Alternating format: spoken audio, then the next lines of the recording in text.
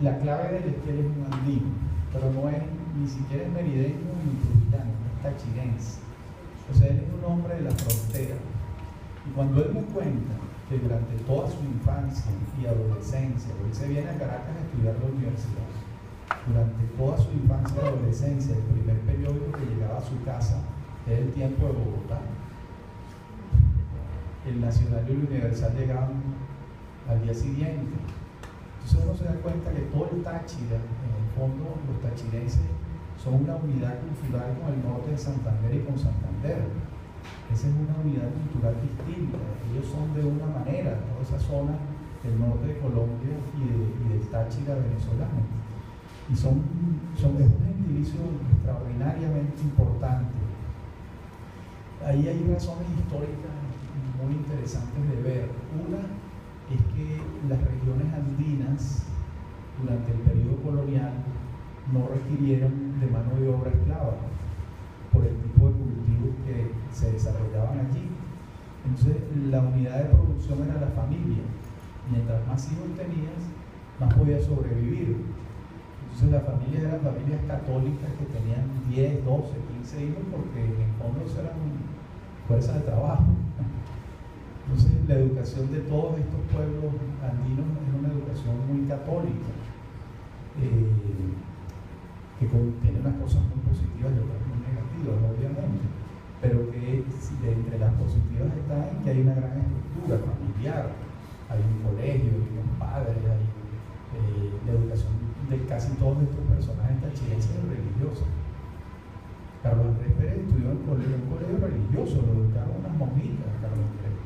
Todo el de la primaria y el bachillerato, Velázquez, lo mismo. Entonces, la idea de ver la vida de un hombre que viene de la frontera y que termina siendo el epicentro del país, es una trayectoria interesantísima. ¿Cómo es que en la crisis política que ocurre con motivo de la destitución de Carlos Andrés Pérez hay una unanimidad total en Venezuela de que el sucesor es él? Tiene que ser él, nadie lo dudaba. Y él relata allí todo ese episodio muy, ¿cómo llamarlo?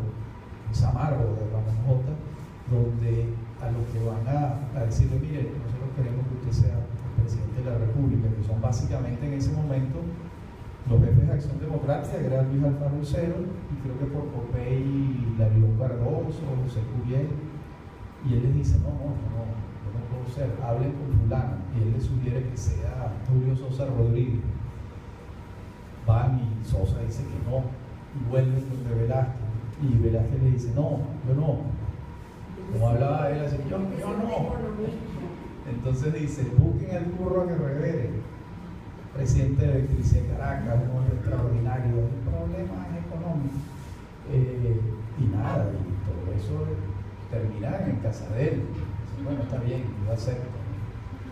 ¿Cómo llega un hombre que viene de la frontera? Es un hombre que ha conquistado el país, pero ha conquistado el país en todas sus facetas. Recuerden ustedes que Betancur lo nombra a él secretario general de la presidencia en el año 59 y le dice, Ramón, la mitad del país me ama, la otra mitad del país me odia. Le dice Betancur a Velázquez, tu trabajo aquí es que esa mitad que me odia entre a Miraflores y se entiendan contigo.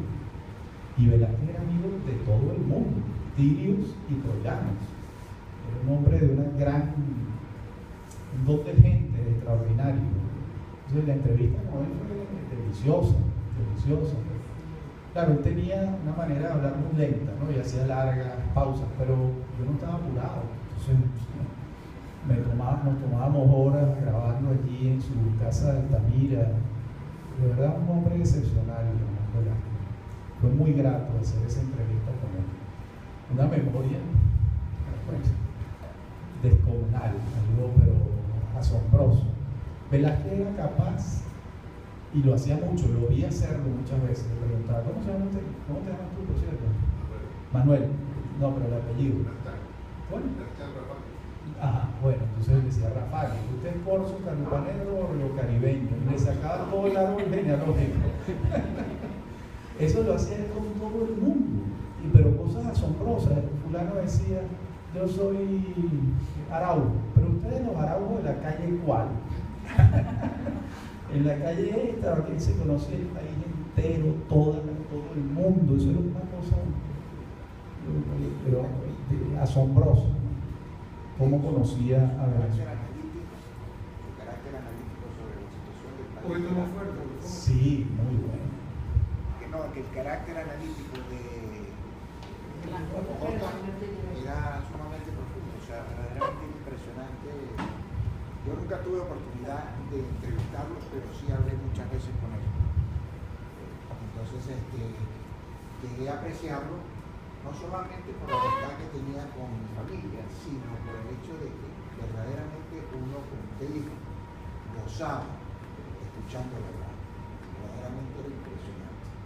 Entonces, por eso es que quería saber cuál fue su misión.